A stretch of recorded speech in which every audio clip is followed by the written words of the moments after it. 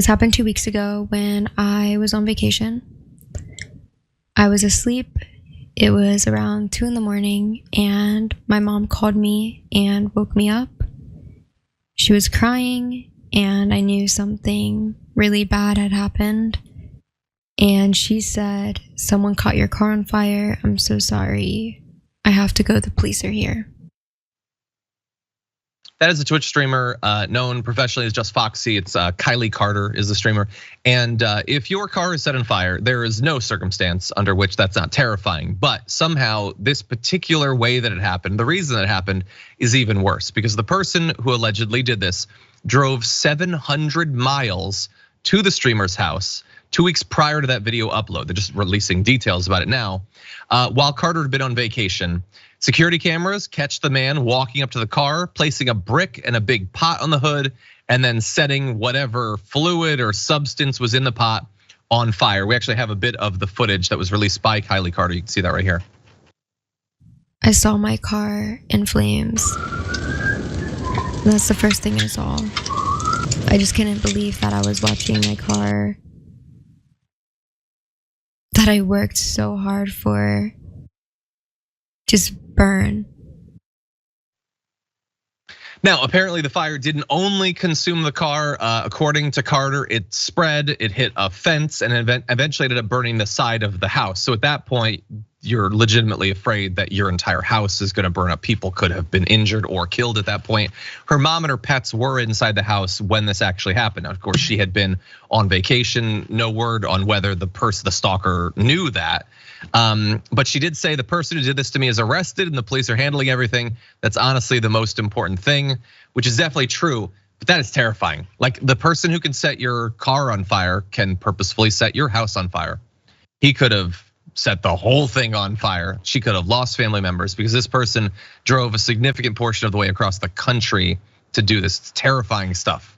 What do you think? The car could have exploded. I mean, that is really scary. I mean, you said it right. It was a stalker. This was a premeditated act. It is really dangerous. I don't know how they knew where she lived or how they knew which one was her car, but obviously that's gonna be all investigated.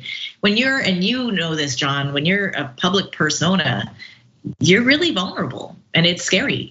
You have to protect yourself, and we need laws to protect people from stalkers like this. I remember when I first started in television 20 years ago.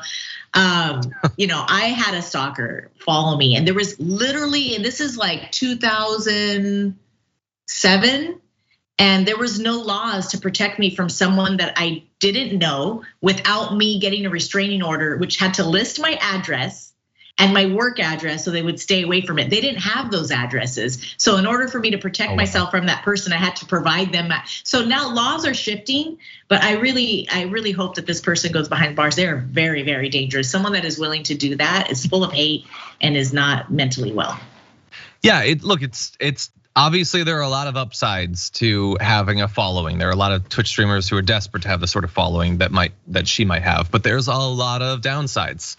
Casual, attacks and insults and stalking and doxing and all that, then real world stuff where people are showing up, they're sending information not only about you but about your family and things like that. It can be utterly terrifying.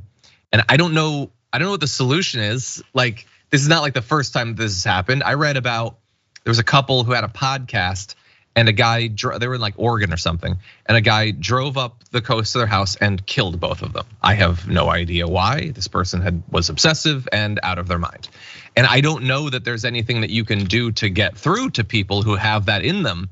But I also feel like the relationship between people and those who make the entertainment that they consume is not the same as it was decades ago.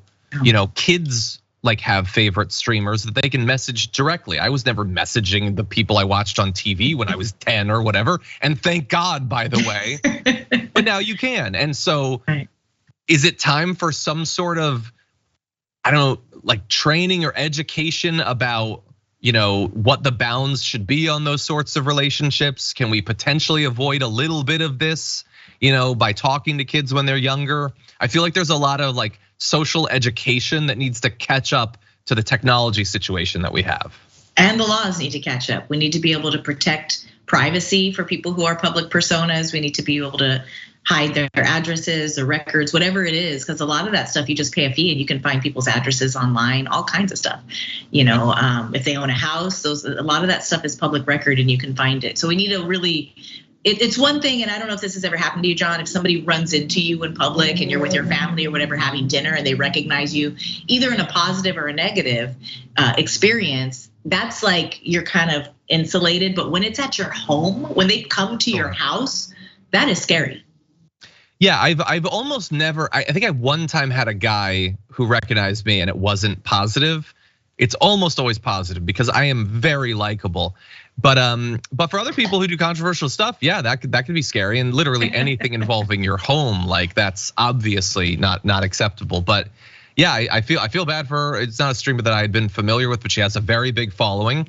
This is probably not the first time that she said she had been dealing with other stalker type things. I don't know what the content of that is, but she says it's been very draining. She's not planning on streaming for the time being while she deals with it. She's probably, even if they did catch the guy, you would still be terrified. The idea that because of your fame, a family member might have been killed, that is unacceptably scary stuff.